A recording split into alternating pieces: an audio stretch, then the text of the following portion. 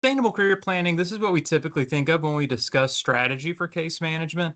Obviously, individuals to identify and pursue paths that align both with their interests and skills, but also with the current market demand for high wage occupations.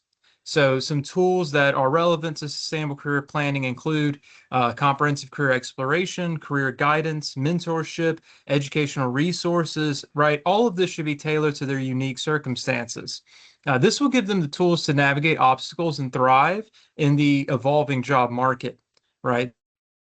When you're just going over all of the intake stuff with your client, that you actually take the time to do the individual employment plan, which is something that we will discuss on the demo after this presentation. But that's an excellent time to actually map out a strategy for success for that student that should go all the way to and include them working in a high demand, high wage occupation. Probably the least known strategy for case management is what I call exit strategy. The vast majority of cases fail performance due to case managers exiting their clients too early. Unlike a lot of other grant programs, WIOA does not require an exit timeline. You are both allowed and encouraged to wait until you have found employment or have placed the student in post-secondary training before you exit the client. Like I said, the client can remain a enrolled member of WIOA for as long as it takes, right? Because if you exit them just because they finish with whatever your program can offer, they better be working or placed in post-secondary within 6 months, or they're going to count against you for performance, regardless of what good work you may have done. So do not rush and exit. Make sure exit decision for a student that they are prepared to move on and move forward in their journey, because that's why we're all here. We're actually here to help the participants, right? Oh, screen's not changing. There we go. Okay, case notes. The thing with case notes is, in essence, to do more with less. Obviously, it's 2026. The time for lengthy paragraph form case notes has passed. You do need to still document every significant event. We're going to go into that in a lot of detail. But there's no reason for lengthy prose to be included in a case note.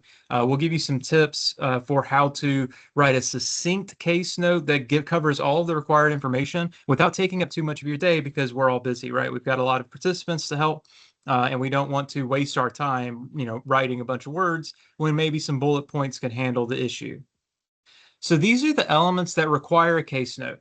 So you don't have to memorize this, refer to it. This entire training will be made available on our staff online resources section of the system. But I do like to kind of show this slide when we run this training, so everyone can kind of see the idea for what types of case notes USDOL expects us to have included in a typical case. A lot of these have to do with eligibility. Obviously, you'll create an eligibility case note. We'll give a sample of that here in a minute. Cover most of these eligibility items. A lot of the other topics include like services, as far as, training start dates, end dates, that type of thing, closure dates, obviously, and then maybe a few exit issues as well. So we'll go into some of those in detail. But these are specifically a list from the federal government of elements of a WIOA case that must have a case note attached. So let's go over quickly the characteristics of a case note. This is a slide many of you have probably already seen before if you've had any case management, but let's do it one more time.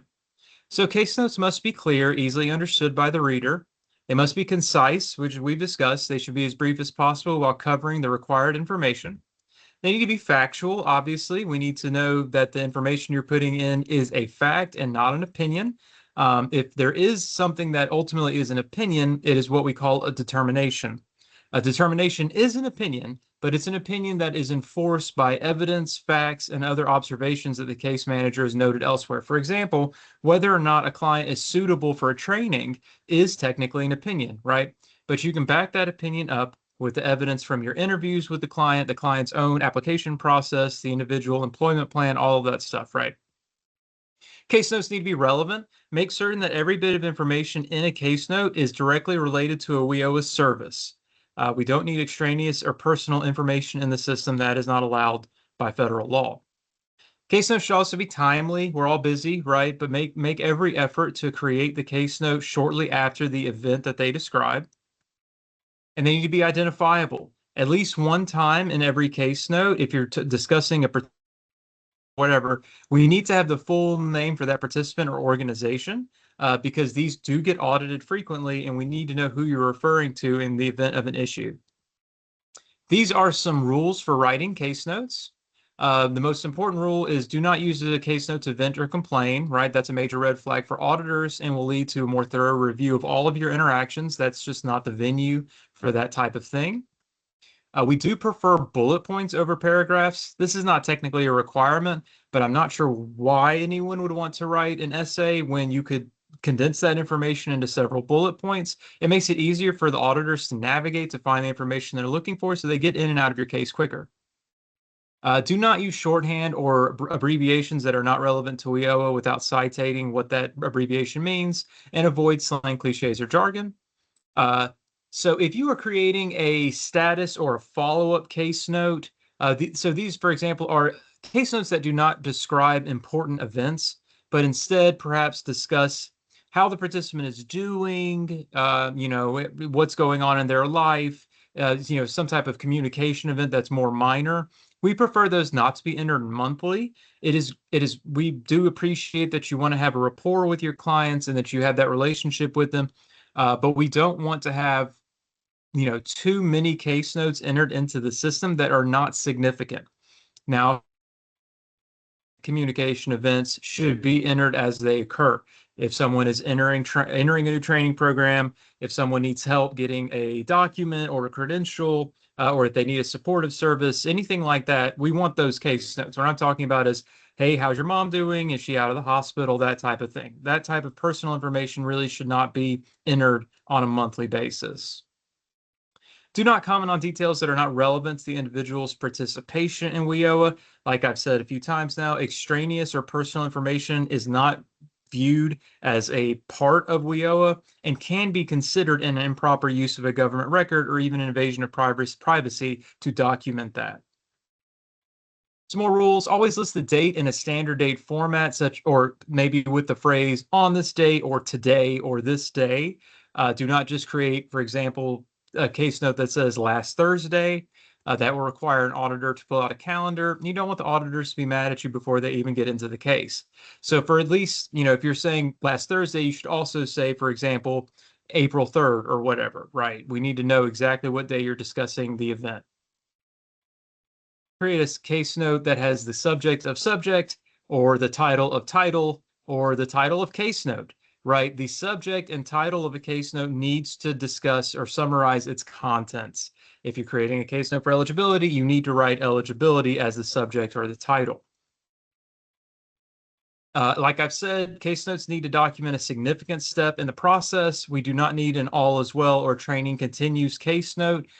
We would need a all is not well or training is not continuing case note, because that's more significant to the case management process. If the service and case are open, the assumption is that all is well and that training is continuing.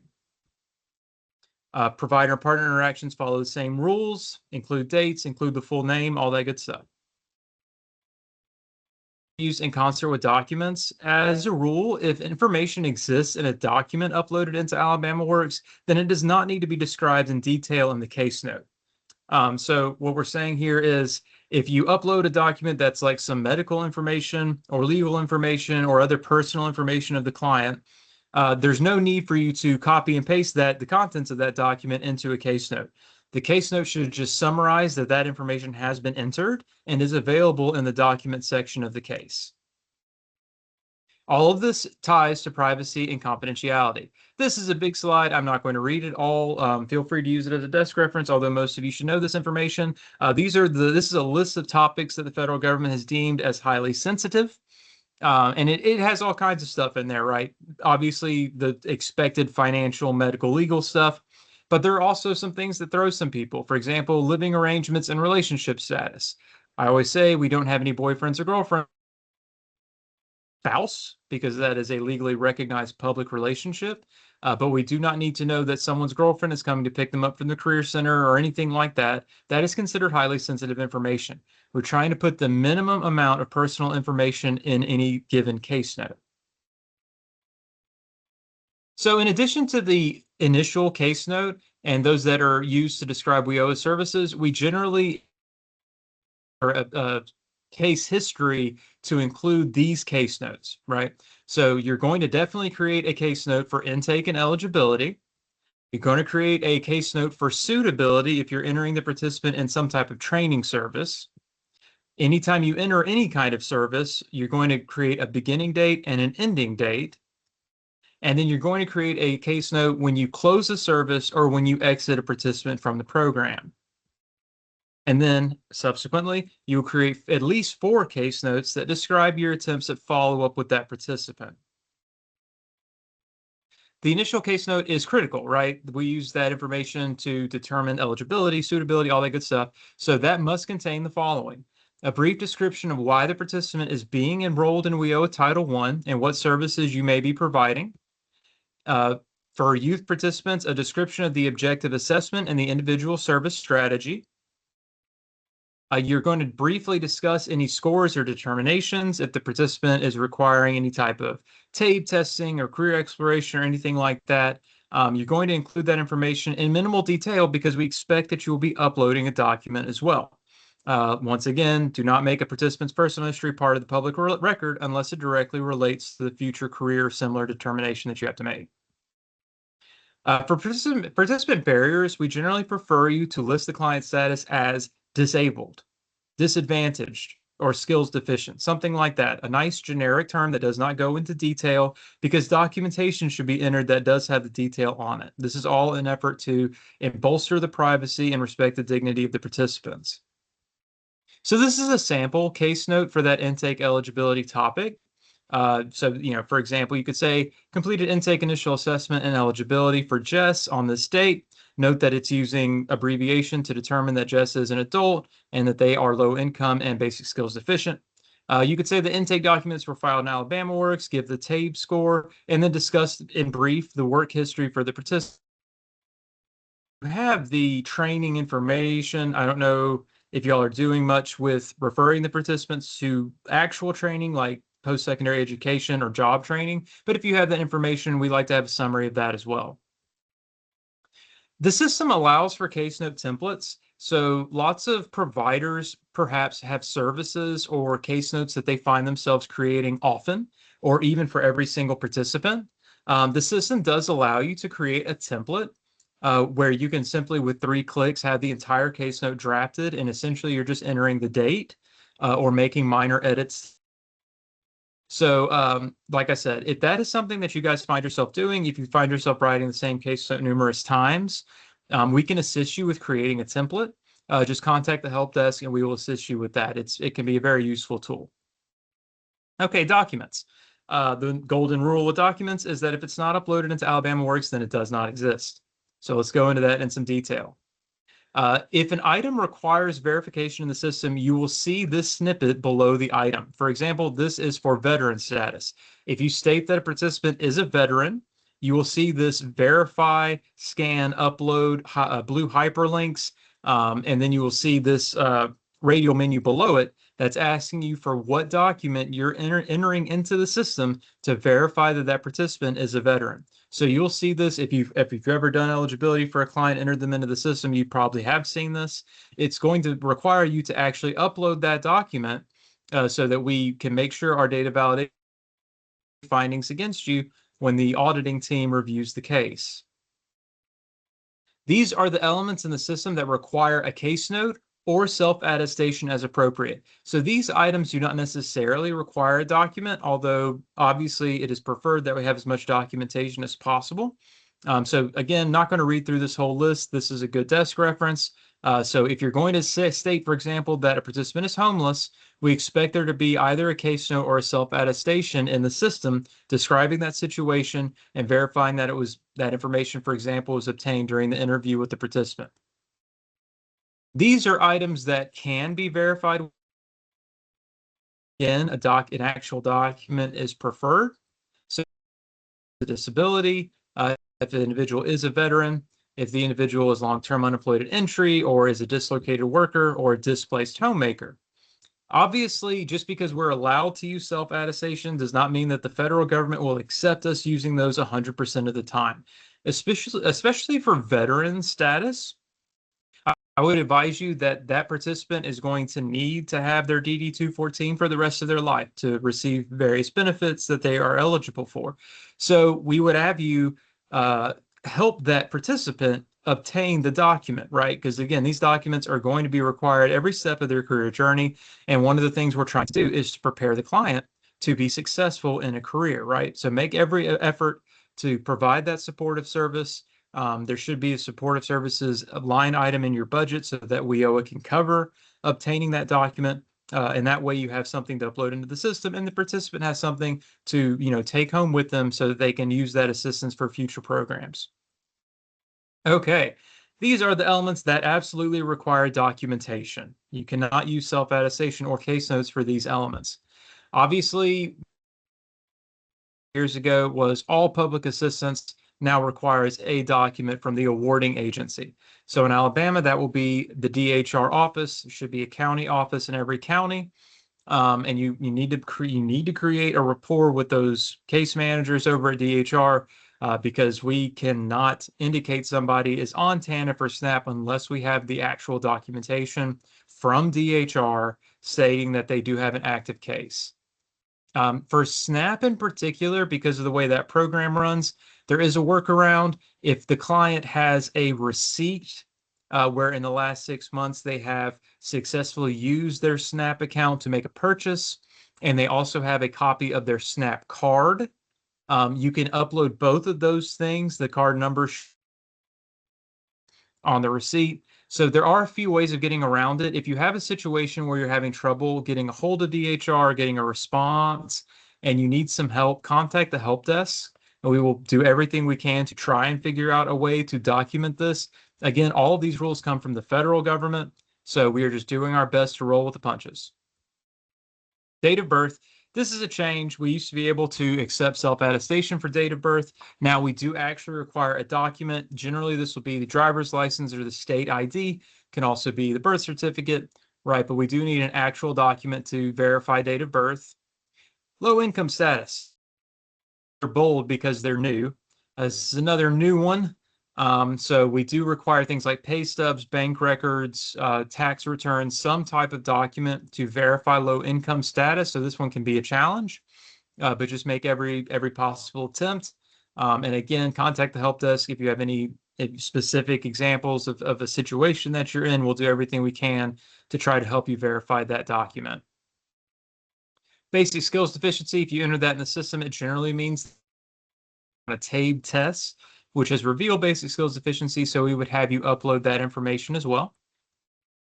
Provider name, this one isn't really an issue because I don't know if you guys are using any providers for, example, like post-secondary education. If you were, then you should have a contract which would have the provider name on it, so it's not a big deal either way.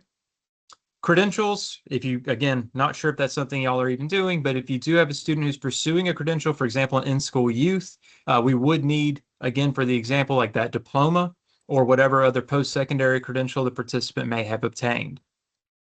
Employment information, we do have a workaround for employment. It's called the Employment Follow-Up Survey. That can be filled out by either the participant or the employer to verify that they are working. So that could be a little bit easier than trying to obtain pay stubs or tax documents, right? Something like that. So feel free to take that route. That document is on Staff Online Resources as well. Measurable skills gains. For example, for in-school youth, you might have a report card. For post-secondary education, you might have a transcript, right? So we'll go into this in detail when we get to performance, but those are just, some examples of the types of documentation we usually see with measurable skills gains. Data program entry, whoops, skipped ahead. This will be the application date. So whether you're enrolling them using some type of application form that's been approved, or if you're just using the system and then printing it out and having them sign it, or having them digitally sign it, that document needs to be uploaded, signed into the system, and that'll verify the date of program entry. Uploading documents. So like I said, several items will require some type of document to verify that that item has something attached to it. You will see the blue hyperlink button or section like I showed you at the beginning when you attempt to enter information that requires a verification. All the documents that are tied to eligibility can go together and be uploaded in one file. That makes it easier for auditors and program managers to check that all the eligibility documents have been entered. Any other file should be uploaded separately, and you need to describe that topic in the subject setting of the document. We ask that other assessments like career exploration or interest aptitude testing be uploaded separately from eligibility documents. Try not to upload blank pages. Mistakes happen, right? But if you upload a blank page by mistake and don't notice, we're not going to be able, like that's going to fail data validation. We can't do anything with a blank page. All data validation is tied to a date. So when you enter, for example, like an MSG or a credential, we're truly checking that the document exists, but also that the date of the document matches the date you're entering into the system. So be extra careful when you're entering dates into a system, pretty much across the board, because most data validation, if not really all data validation, is actually checking the date of a document tied to a date within the system. Make sure you upload the correct document to the correct person. This is vital. We have actually had youth providers lose their contract over these types of. So, when you're working on someone's case, before you upload any kind of document, double check that you are actually working on the participant you believe you are working on. If you upload documents to an incorrect participant, that means that that document can be viewed by additional people. Again, we are very focused on privacy and confidentiality, and some of our records are very sensitive. So you need to be thorough and make certain that the documents you enter are being entered into the correct case. Make sure all documents are legible. That's, again, it's a common mistake. It's an understandable mistake. But if the auditor cannot read the document, they cannot approve or check mark that that document is entered, right? It has to be legible. If the participant has a document that is itself illegible, like a birth certificate that's seen too many washes or whatever, you need to use a supportive service to assist that participant to get a new document. TABE, we prefer that you only upload the TABE with the actual scores. There's no reason to upload the whole 50-something page test. Do not use outdated documents. All of our documents are updated regularly by federal law and state policy, and they are all available on staff online resources within Alabama Works. So there is no excuse for using an outdated documents. Do not print out 200 copies of a document and think, well, I'll just use these for the next 5 years. We change those things regularly. So just try to print something out fresh from Alabama Works every time you need to use a document. Be sure to fill out every field and every intake document, right? There should be no blank fields. If something is entirely not applicable to a client, write not applicable, and then be prepared to create a case note describing why it's not applicable. It's one thing if a client is simply not on public assistance. We understand that, but there should be no reason for the several sections of an intake application to be blank, right? That looks like we're rushing through the application process, and we need to be focused on making sure we have all of the information correct. Okay, are there any questions on case notes or on documents?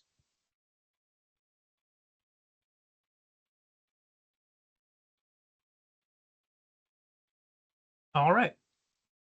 Well, we will move on to. It's only been 30 minutes, so we should be okay to just rush through. Well, not rush through, but get through performance. So let's start there. Suitability. So suitability for youth begins with a comprehensive assessment. So the comprehensive assessment is a detailed assessment of the participant's education level, work experience and skills, career goals, interests, right? And maybe most importantly, their barriers to employment or education. So we use various tools like interest inventories and all of that to record some of this information. And we use the comprehensive assessment to identify whether the program services align with the youth's needs and goals. Like we were saying before, everybody who comes into WIOA or is enrolled into WIOA has to get a job. So at a bare minimum, if a participant is telling you, oh, I don't want to work, I don't see myself working for years, I've got too much going on in my life, right? I've got problems at home, anything like that, we need to address those barriers before we enroll them into WIOA, right? Because maybe they're just not at a point in their lives where they're ready for a career journey, which is okay. Maybe there are other things your office can do to assist that client to get to where they need to be. You got to evaluate commitment and motivation during the suitability process. So, right, you got to determine if that student or that participant is willing to acquire program activities. You have to also assess if they're ready to work towards employment or education goals, right? Motivation can be, we've all worked with participants for many years. Many of us were case managers before we were administrators. So we understand that everybody's different. And some participants may have varying levels of motivation, but that has to be assessed in suitability because once they're enrolled, you are essentially signing off that you can get this student working 6 months after they exit your program. In alignment with program services, you need to compare the youth's needs with the services the program can provide, right? You have to ensure the youth's goals align with the program's resources and performance goals. We're going to go into a few examples of this here in a minute. And you need to refer unsuitable candidates to other programs, right? So we'll discuss this as well. If the youth is not the right fit for WIOA, you need to connect that participant with other programs or resources like adult education, TANF, VOC Rehab, or some type of community-based organization to get them the help they need. Because ultimately, we are trying to get everybody suitable for WIOA, and we need to make sure we have a network of resources that can assist with that if that's something outside the purview of your program. So examples, let's see here. So some participants might have high self-sufficiency. So for example, you has a high school diploma, is already working a steady part-time job, and has plans to enroll in college independently. Independent of your program, that is. The reason the client is unsuitable is the individual does not face significant barriers or require the intensive services provided by WIOA. They may be better suited for general career services or a self-directed program, right? Something that you can easily provide, anyone can help with the FAFSA, right? Without actually enrolling that participant into WIOA, right? Everyone, especially youth who are entered into WIOA, must face some form of barrier because we're trying to target the hardest to serve populations. Example 2, a participant that has a lack of interest or commitment.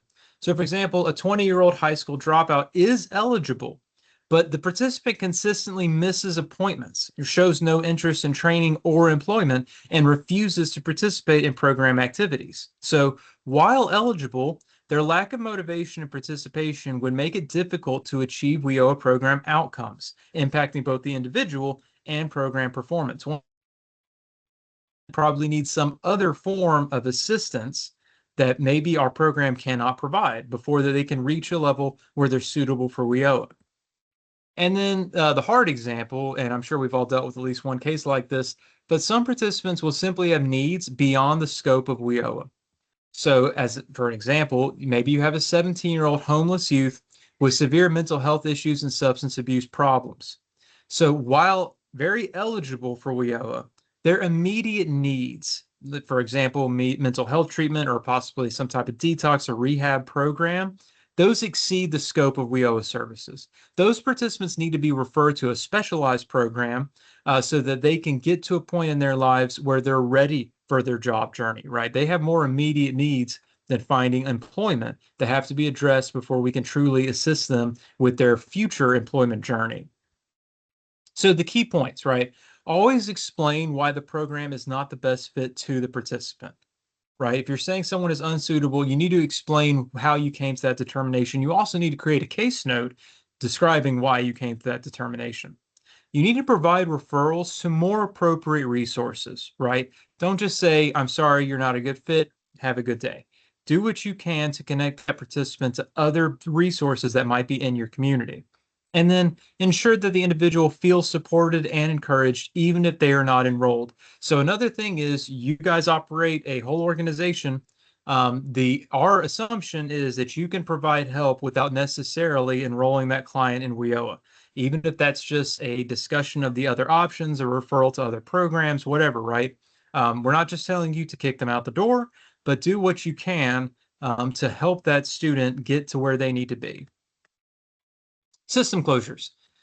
So system closures are a prevalent threat to performance because the system closure process will create training failure for the case, right? So we're going to go into system closure in a bit of depth here. The only way to prevent a system closure is proper case management. So system closures occur when a projected begin date passes, a projected end date passes, or an actual end date passes. When that happens, the system will assume that you just forgot to close or edit that service. We can't just leave these cases open forever. So it will assume that you meant to close it and it will close it for you. The problem is those system closures count as an automatic failure towards performance items. So while the system knows that you or thinks that you may have meant to close it, it is not going to think that you meant to close it with a successful, right? So please be mindful of these. A lot of my section's time, they will take up a lot of your time as well, because we're not just going to fix them for you. We're going to contact you with a report that details all the closures that you have from the system. And we're going to ask you what is going on, what's the situation here. And you don't really want to have that much focus on your program, right? You want only positive things. So let's do our best to do the case management. Make sure you pay attention to your alerts, which everyone has alerts set up. So as soon as you see an alert saying, hey, this projected end date is about to pass, or this projected begin date is about to pass, you need to go in and see what's going on with that case and edit it before it closes. Okay, performance measurements. So the primary measurements of performance for WIOA grants are employment, credential attainment, measurable skills gains, and retention with the same employer. There are secondary performance measurements, like how many participants you're serving. That's very relevant because you guys are on contract to serve a certain number of participants. Whether training is related to employment, this refers to post-secondary training, so that depends on if that's something you guys are offering to begin with. But if so, we do expect the participant to actually go into a job related to that training. And then youth placement and education. It's equally important that a youth participant maybe moves into post-secondary education as it is that they get a job. So you'll always hear us say, were they placed in employment or in education? Because either is a success. Median earnings is something that the federal government reviews for WIOA programs. We don't cover that at the local area or the provider level. Obviously, do what you can to help your clients get the best jobs with the best salaries to help their families, right? That's our mission. But there's not going to be a ton you can do about altering how the local community of the student pays their employees. So, like I said, there's not much you can do, so we're not going to hold it against you. Employment. So we measure employment through a metric called employment rate in a quarter. So like I said at the beginning, every individual that receives any service is included in the denominator for employment. Everyone has to get a job in post-secondary education after they exit. We measure this 2 times for performance, at the second quarter and the fourth quarter after the student exits. The type of employment does not affect the ERQ, right? So it doesn't matter where they work or how much they're making. The fact that they are receiving some type of taxable income is enough to get them in the S. The system calculates this information with what is entered or not entered in the second and fourth quarter follow-up ribbon. So it is very, very important that you perform your follow-up. We do have a wage matching process, but I assure you it is not foolproof. If it was, our performance would be way better. So do not rely on wage matching to save your cases, because your contracts are getting reviewed annually, and you want to make sure your employment is where it needs to be so that the board continues your contract. Measurable skills gains. So this is only for participants receiving a training service. I know a lot of our youth providers maybe are not doing training services as far as post-secondary training or some type of work-based learning or apprenticeship. So I'll try to be brief on this. But essentially, MSGs are measurable steps for a participant towards reaching that full-time employment or towards completing whatever credentialing program. Okay, if a participant receives WIOA services across program years, multiple MSGs may be required. Therefore, we simply say enter every MSG possible. Now, I will say, again, I'm not 100% sure, but if you're working with in-school youth, they also require MSGs. That would be the report card, right? So make sure you enter all the MSGs as they come in so that you cover yourself in case the program years eclipse. This is the big list of everyone who requires an MSG, right? So I'm not going to go over this whole thing, But just be mindful. This is a great desk reference. Like I said, all in-school youth require MSG. So you know that one's easy, right? Otherwise, it really depends on the types of services you're providing. So you see at the bottom here are a list of youth services. If you enter any one of these service codes on a participant, the system is going to expect that participant to get an MSG or will put a failure in the numerator for you. There are various types of MSGs. So briefly, we have educational functioning level gain. So if someone receives an increase in the TABE, for example, or some type of equivalent. Secondary school diplomas, if someone completes high school or gets their GED and are subsequently found to be working or put in post be an MSG. So, enter those in as well. Secondary or post-secondary report cards and transcripts. So again, like I've said a few times, very common MSG is a report card or a transcript if someone is in post-secondary. Training milestones for OJTs and apprenticeships. Again, I'm not sure how many OJTs or apprenticeships are being done, but in general, if someone reaches the halfway point of one of those programs or completes the program, that counts as an MSG. And then skills progression. So for post-secondary education, in particular, you might have some type of test, like for example, like CDL test or, NCLEX exam or, anything like that.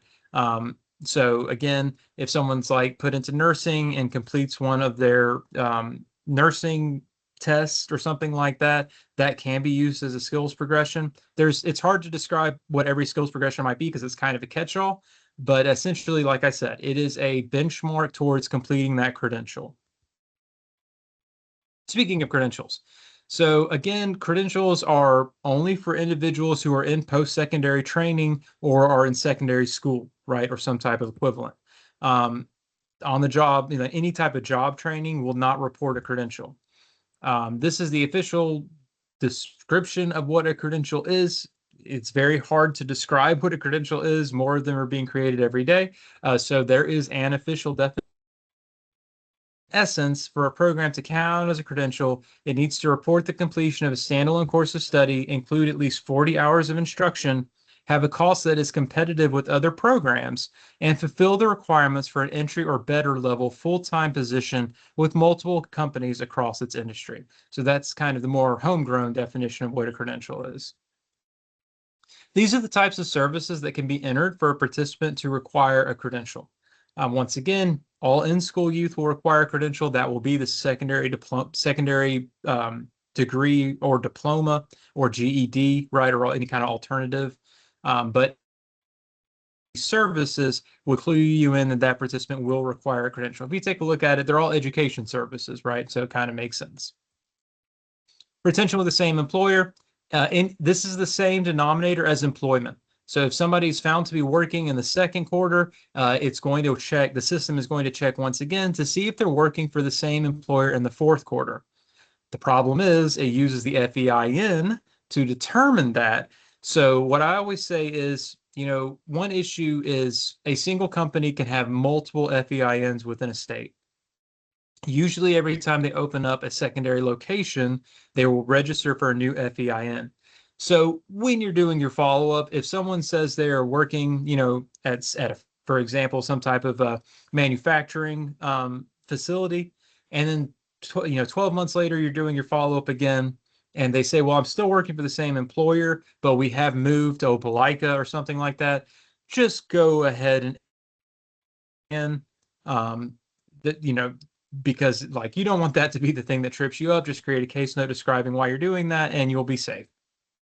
This is a USDO requirement. I will say, especially for youth, that the core goal of WIOA has not changed. We're attempting to assist the participants with finding the best employment opportunities.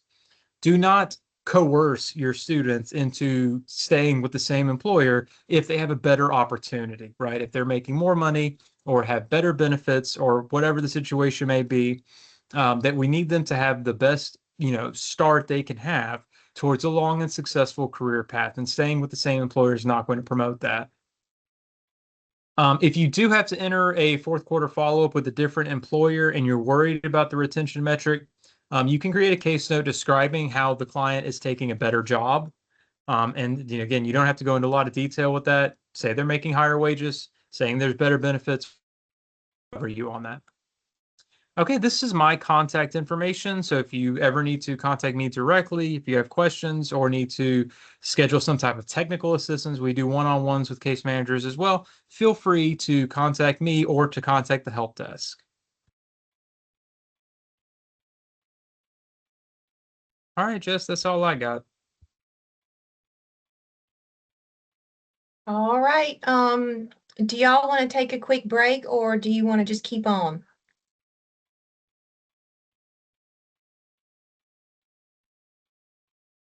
We should probably Cecily? take like a quick, yeah, let's take Okay.